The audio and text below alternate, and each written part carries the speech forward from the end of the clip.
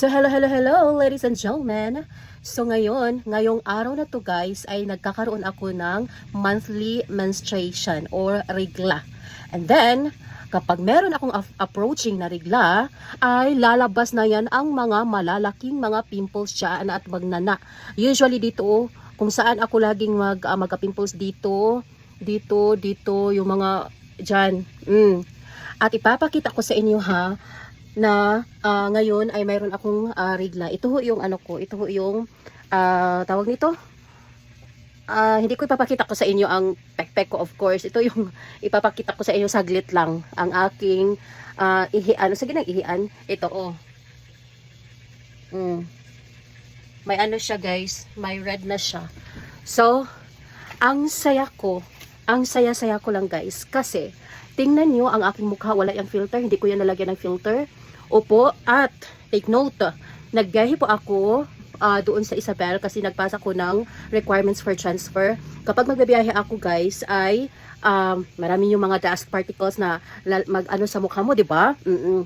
So, the result is, magkakaroon ako ngayon ng maraming pimples again. So now, ibalandra ko sa inyo kung gaano kagaling ang Habibi Babad Soap. Ito ho yun. Ito. At saka, nawala yung ano ko. Ito, meron akong, ito guys. Ay! Ito. Ito ho yun guys, ang aking ginagamit ngayon. Nakatatlong beses na ako. Tingnan nyo ang aking mga videos dyan. Ito ho yung ginagamit ko ngayon. Opo, ito. At actually, nakatatlong beses na ako nag-order nito guys. So yan.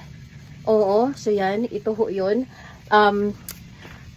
May day cream, may night cream, at saka may ganito. May ganito, oo. Yan. Gusto ko yan kaya mag-firm yung ano ko, yung skin ko mag-firm. So yan, ang galing guys ng Habibi product, ng kanyang glowing set. Grabe. Sabi ko kasi, 'di ba, kung sino yung mga viewer ko, sino yung avid subscriber ko, sabi ko, ipapakita ko sa inyo, i-update ko kayo kung ano yung product na nagpapagaling ng aking pimples. So ngayon guys, meron ho akong regla. Oo. Kapag may regla ako guys, expected gid na ako guys nga naagi na yung mga pimples, but see, wala siyang pimples and ari ngayon. And galing ho ako sa biyahe.